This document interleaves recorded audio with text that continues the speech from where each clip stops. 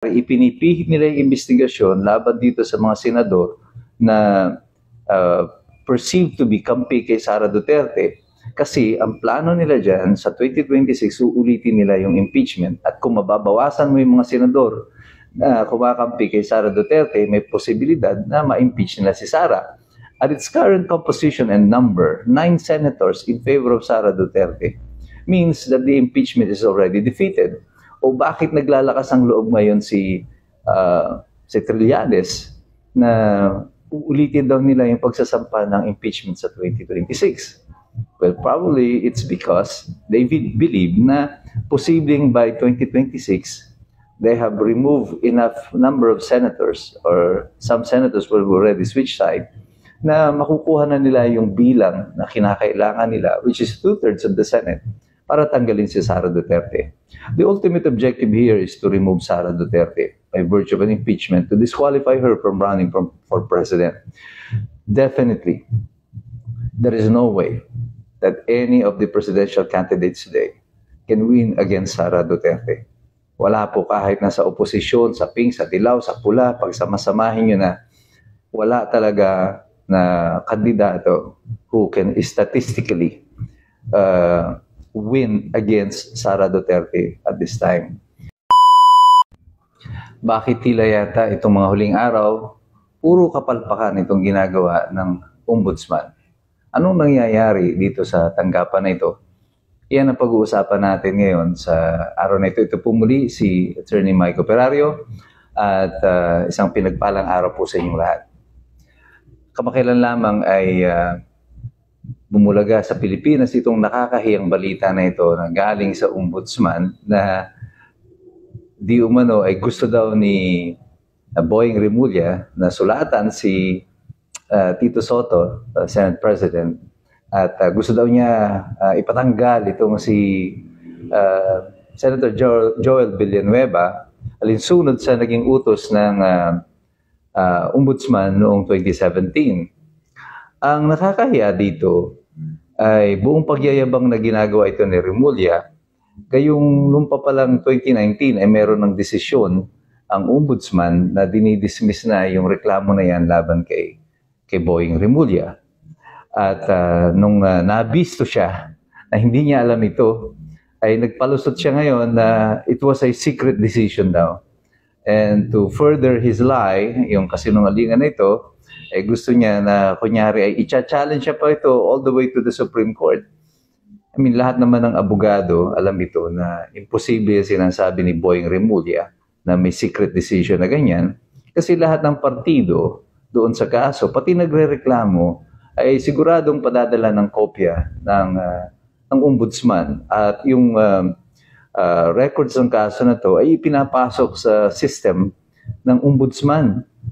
Kaya kung hindi mo yan nalaman, ay dalawang bagay lang po yan. Hindi mo yan inalam o talagang wala kang kaalam-alam sa kung anong nangyayari sa departamento mo. Well, yung mga pronouncements niya mga sumusunod ay nakakabahala at nakakabigla. Isa na dyan yung kanyang mga pronouncement na kakausapin na daw niya ang Sandigan Bayan para discussin na nila yung tungkol sa forfeiture ng assets ng mga irereklamo ng mga congressman or kung sino man na irereklamo nila. At saka yung mga seizure, yung freezing ng assets, ito na daw ang kanilang mga gagawin. Bakit mo gagawin yan? Hindi ka pa nga nakapag-file ng kaso. The Sandigan Bayan is supposed to be an independent judge. At hindi sila dapat nakikinig sa kahit na kaninong mga partido. Lalo na sa prosecution. Kasi anumang desisyon na igagawad ng Sandigan Bayan, kung lalabas dito na bago inilabas ang desisyon na yan, ay ikaw ay nakipag-usap na sa kanila, that decision will be tainted with bias.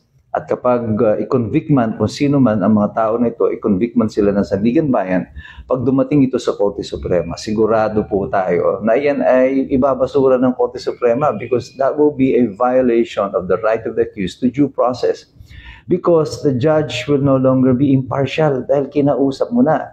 So we don't know if Remulla knows exactly what he's doing or he's totally ignorant of what he's supposed to do.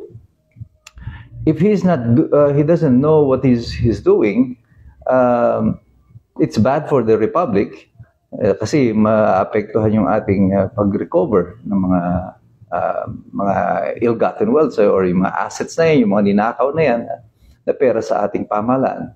Kung alam naman niya yung kanyang ginagawa at deliberately ay ginagawa niya ito, mas masama din po yan.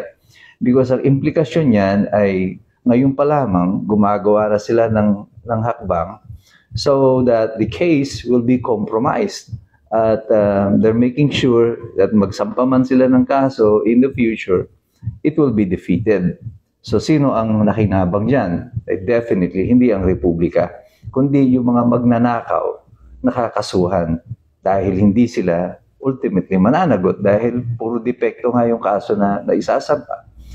Si Boying Rimulya lamang po siguro ang ombudsman na araw-araw ay nakikita natin sa TV na panay press conference. Hindi naman trabaho iyan ng ombudsman na mag-press conference, ano? At kumikilo siya na para bang siya ay still part of the executive department. Kaya inuutusan niya yung ICI at nung nasunog dun sa DPWH, inuutusan daw niya yung Bureau of Fire Protection, yung PNP na mag-imbestiga, alamin kung sino ang may kagagawa ng sunog. Mr. Ombudsman, hindi ka po part ng executive department. Ang dapat nag-uutos dyan ay ang mga nasa executive department. Gaya ng presidente. Parang nakalimutan mo na yata, hindi ikaw ang presidente ng Republika ng Pilipinas. Buhay pa po si Bongbong Marcos at hindi ka man po na inelect ng taong bayan bilang pinuno ng bansang Pilipinas. And I think this is where yung mga ginagawa ng ating kasalukuyang administrasyon betrays them. Noong pa man, sinabi ko na sa inyo na itong ginagawa nito, yung pag-appoint kay Rimulya, yung investigasyon sa Senado, yung pagpihit ng mga investigasyon from the congressman at saka dito sa mga kontraktor patungo sa mga senador, ay merong other purpose. At ako, ang sapantaha ko noon, parang ang nangyayari, ipinipihit nila yung investigasyon laban dito sa mga senador na perceived to be kampi kay Sara Duterte kasi ang plano nila dyan sa 2026 uulitin nila yung impeachment at kung mababawasan mo yung mga senador na kumakampi kay Sara Duterte, may posibilidad na ma-impeach nila si Sara. At its current composition and number, 9 senators in favor of Sara Duterte, means that the impeachment is already defeated. O bakit naglalakas ang loob ngayon si Trillanes na uulitin daw nila yung pagsasampa ng impeachment sa 2026? Well, probably it's because they believe na posibleng by 2026, they have removed enough number of senators or some senators will already switch side na makukuha na nila yung bilang na kinakailangan nila, which is 2/3 of the Senate, para tanggalin si Sara Duterte. The ultimate objective here is to remove Sara Duterte by virtue of an impeachment to disqualify her from running for president. Definitely, there is no way that any of the presidential candidates today can win against Sara Duterte. Wala po kahit nasa oposisyon, sa pink, sa dilaw, sa pula, pag samasamahin nyo na, wala talaga na kandidato who can statistically win against Sara Duterte at this time. Kaya ang option lang nila dyan is to remove Sara Duterte from the election. And how does it benefit the Filipino people?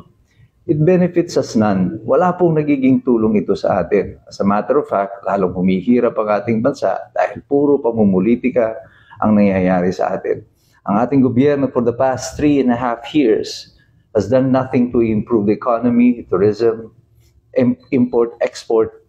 We are being sustained by the OFW remittances. Yan ang pinakamalaking pinagbumulan ng dolyar natin sa kasalukuyan. At walang mga major legislation or policy na pinapasa pating Kongreso. Ang pinag-aabalahan ng Kongreso ngayon, ito lamang budget. At pag naipasa na nila yung budget, parang tuwan-tuwa na sila. Wala nang ibang mga important pieces of legislation ay pinapasa sa kasalukuyan.